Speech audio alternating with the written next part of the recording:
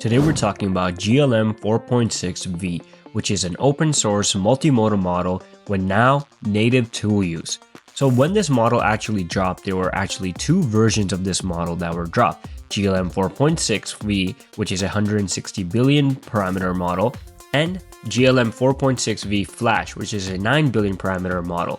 The 4.6V is actually a foundational model for cloud and high performance cluster scenarios, and the Flash is for local deployment and low latency applications. The 4.6V actually achieved a state-of-the-art performance in visual understanding and reasoning among many of the models at a similar parameter level. What's really unique about 4.6V and GLM models are that these are actually designed to be multimodal models first. So traditional models like LLMs often rely on text and require multiple explanations when you give it an image.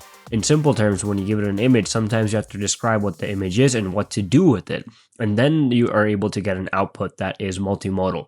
However, with GLM 4.6V, you can also use multimodal inputs like images, screenshots, and document pages, and they can be directly passed as tool parameters, and you don't have to convert them to text and describe what's happening in those images for the model to understand what to do with them. And then you also get multimodal output. The model can actually understand the results returned by the tools, such as searching results, statistical charts, rendered web screenshots, or even product images that you might give them, and then it's going to incorporate all of that into a final multimodal output. Instead of me just talking about what's new with the model, let me show you its capabilities. The model can take complex multimodal documents like reports, papers, and slides, and then turn them into high-quality structured image text content. It understands charts, tables, figures, and formulas, and even invokes visual tools on its own to crop and extract the key visuals.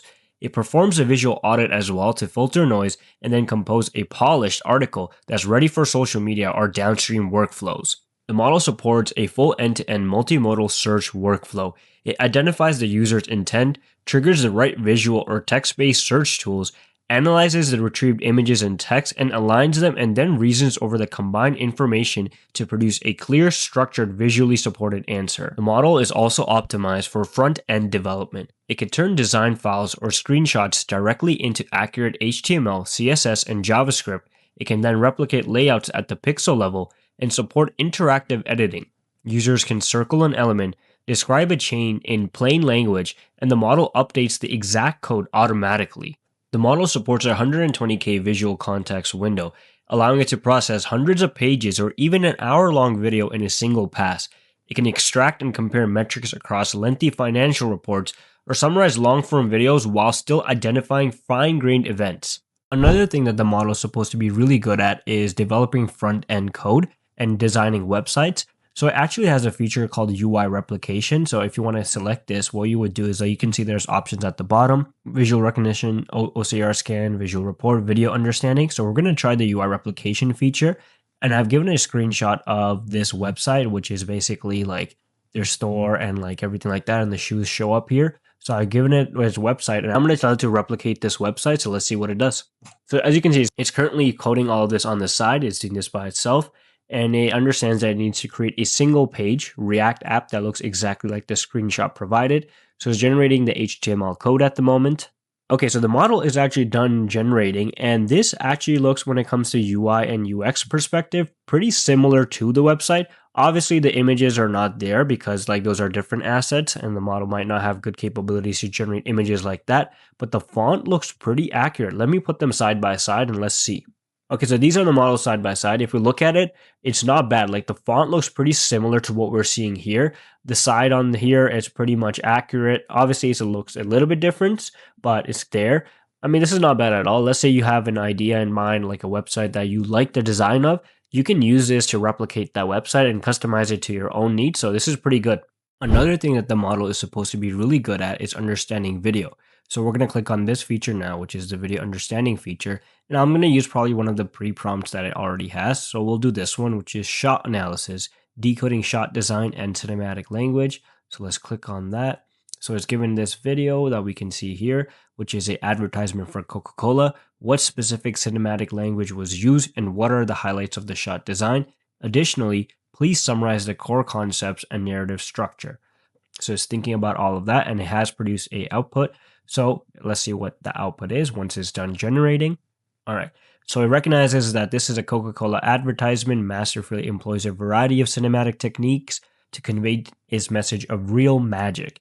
Here's a detailed breakdown of its language, design, and structure. So POV shots, dynamic camera movements, match cuts and transitions, special effects and visual magic, 2D to 3D animation, scale manipulation. So it recognizes all of these cinematic shots and what it has done in that video. As well, it also pulls out the lighting and color palette. So the ad starts with a muted, almost tone palette, reflecting the protagonist's boredom. As the magic begins, the colors become more vibrant and saturated.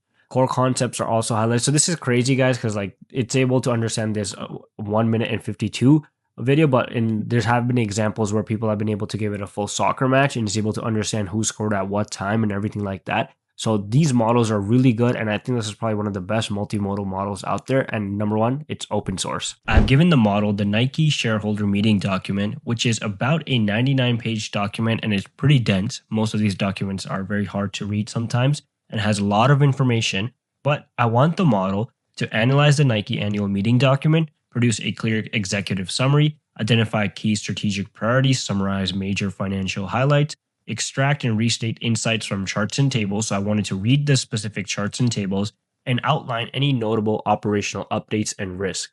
As well, when you're in here, make sure you're selecting the 4.6V model, which is the new model and not an older model. So you can see it went through all of that and it came up with a plan. So this is a thought process of the model, so you have access to that as well. And what I really liked about this was that it was able to understand what page produces what table and like what to do with that, which shows you its multimodal capabilities. So that's really important for these type of models. As well, if we look at it, the executive summary is not bad at all. So it was able to identify the key transition in leadership, the culture, what Nike has mentioned, as well. Like there has been big changes in the board and the governance. So it identified all of that as well.